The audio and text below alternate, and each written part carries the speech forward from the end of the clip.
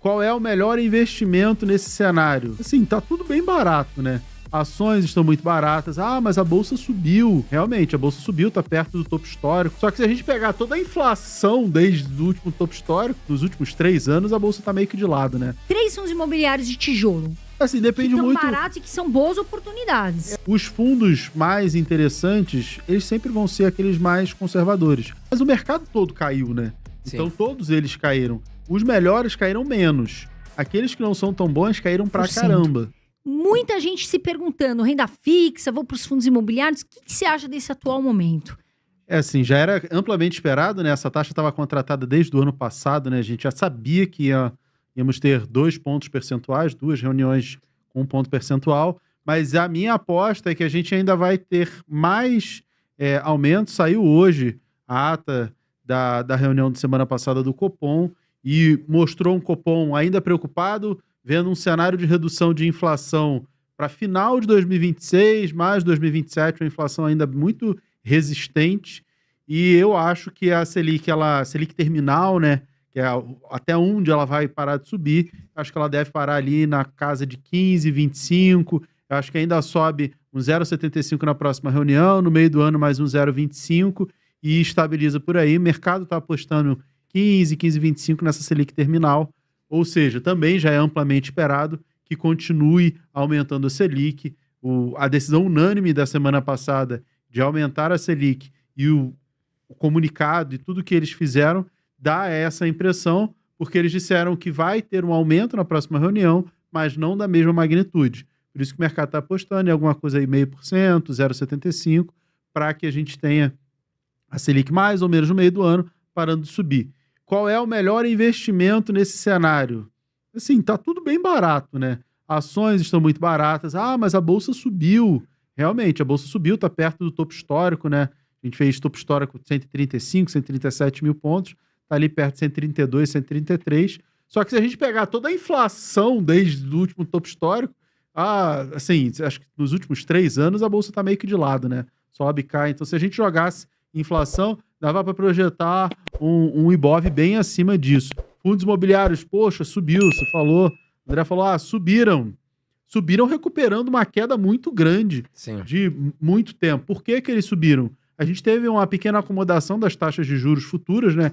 Tesouro IPCA mais, taxas mais longas, elas cederam um pouquinho, não muito, mas eu acho que também tem um pouco a ver com a reforma tributária, né? Porque no projeto que o governo mandou para o Congresso, os dividendos de fundos imobiliários estão fora, né? Então eles continuariam isentos.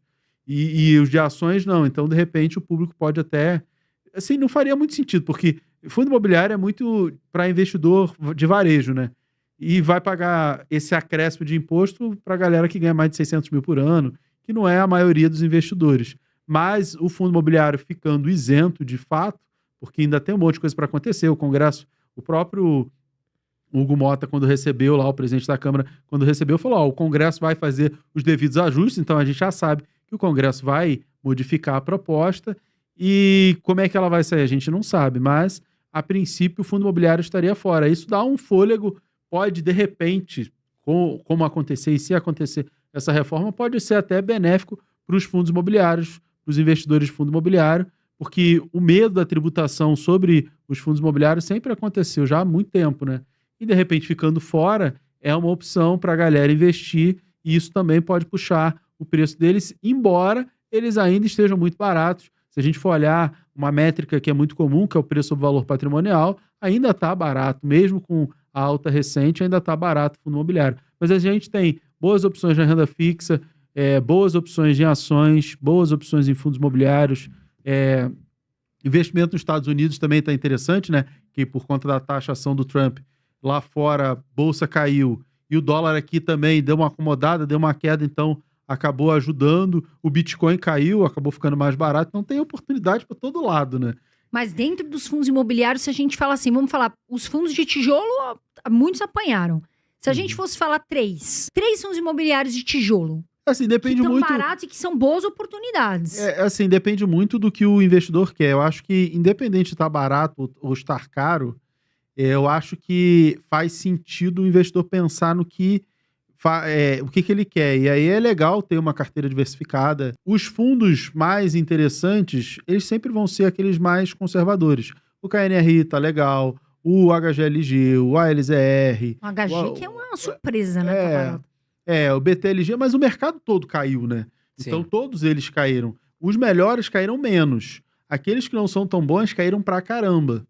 Mas os fundos de tijolo, eles não devem ter uma baita recuperação. Porque desde o ano passado, a gente tem a expectativa do quê? Do aumento das taxas de juros. A gente pode fazer uma timeline, né? O governo aumentou os gastos, e aí a gente não tem, assim, não dá para dizer, o mês tal. Mas, no final do ano passado, o Haddad, quando ia anunciar o corte dos gastos, anunciou a redução, a isenção do imposto de renda.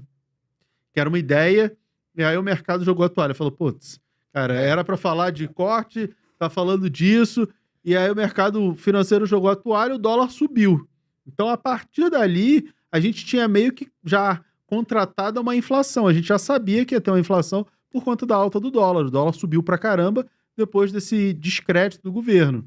E aí, isso tudo veio reverberar no começo desse ano. Quais os fundos que se dão bem quando a gente tem alta de juros?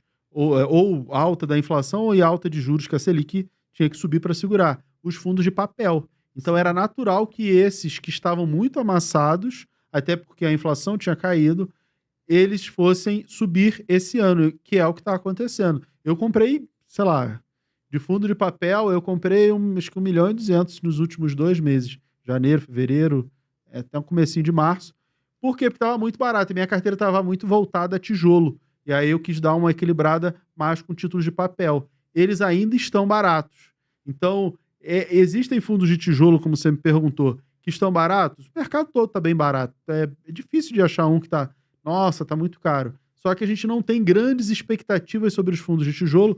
Por quê? Porque eles vão melhorar os seus dividendos, reduzir vacância para os que têm, quando a Selic cair, quando a gente tiver um aquecimento da economia. A gente está num momento de contração da economia.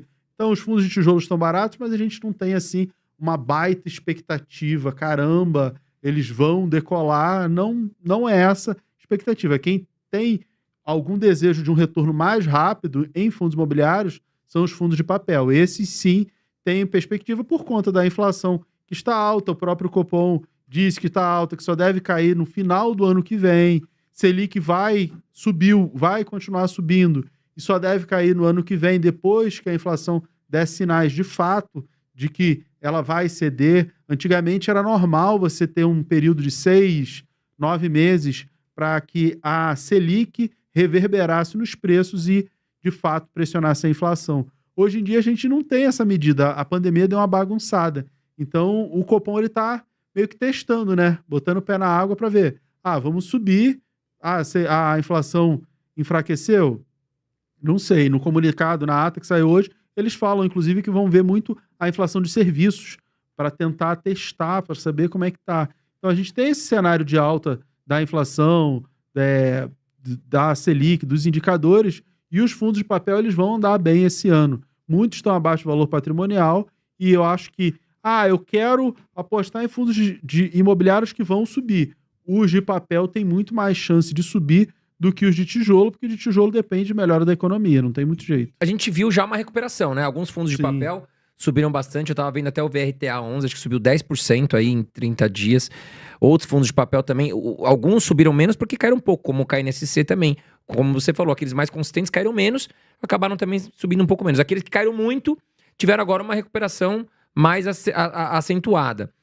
E aí muitas pessoas estão com aquela dorzinha de corno, né? Porque a gente falava, o mercado tá muito barato, não é possível. 30% abaixo, um fundo excelente aí. Passou o ano inteiro de 2024, tá barato, barato. Aí ninguém comprou, aí falou, agora que subiu, ainda dá tempo. Aí que tá a grande chave. Muita gente aqui ficou com medo de comprar naquela puta baixa, que a gente vinha aqui, você veio aqui, a gente falou, tá muito barato, as coisas estão de graça. 30% abaixo, fundos excelentes, não faz sentido. E aí agora a gente viu uma recuperada. Ainda dá tempo, ou acabou perdendo boa parte desse bonde? O que esperar daqui pra frente? Porque nós tivemos uma respirada. Essa alta pode continuar? Ou você acha que agora vai dar uma lateralizada?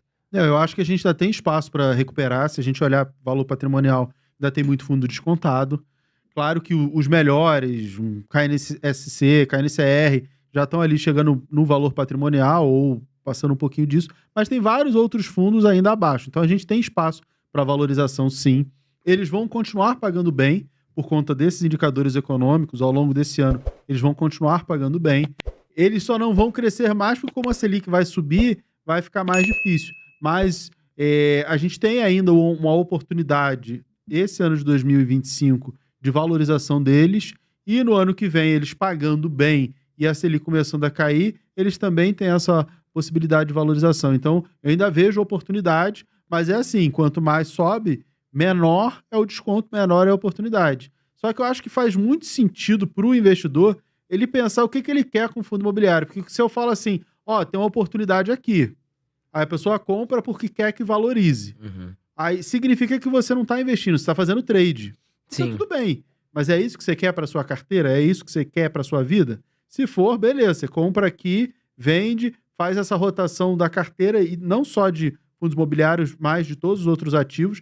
E aí eu acho até que fundo imobiliário nem é o melhor ativo para você ficar fazendo trade, né? Tem outros ativos mais voláteis que dão mais oportunidade. Agora, se a pessoa quer investir, receber a renda, que é a principal característica dos fundos imobiliários, comprar todos os meses é a melhor estratégia. O tal do DCA, né? O Dollar Cost Average, que a gente faz no Bitcoin, fala-se muito disso no Bitcoin também.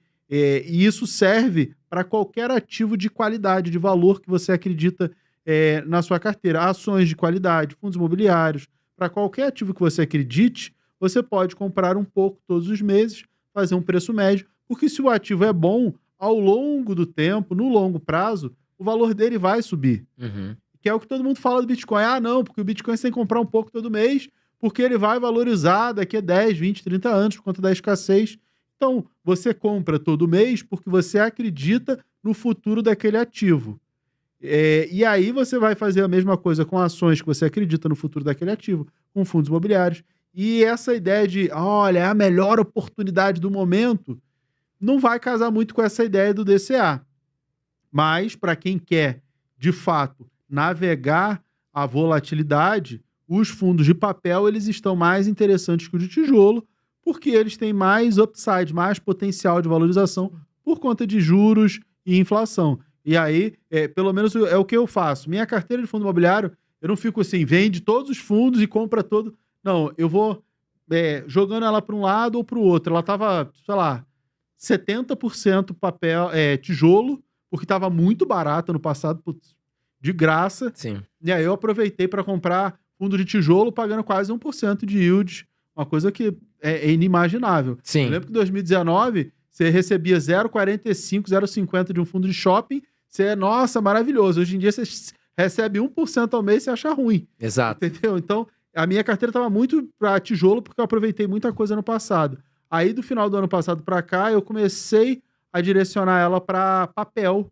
E aí ela tá mais ou menos 50-50 hoje, mais para papel, porque eu aproveitei muito. Esse ano, devo comprar mais papel também, nas oportunidades, porque o dinheiro não é infinito, né? Então, e eu, como uso os dividendos dos fundos imobiliários, eu também não posso chegar assim, vou vender tudo, vou deixar no CDI esperando a oportunidade. Eu vivo dos dividendos. Então, eu vou equilibrando a carteira. Próximos aportes, eu vou tentar continuar comprando papel para subir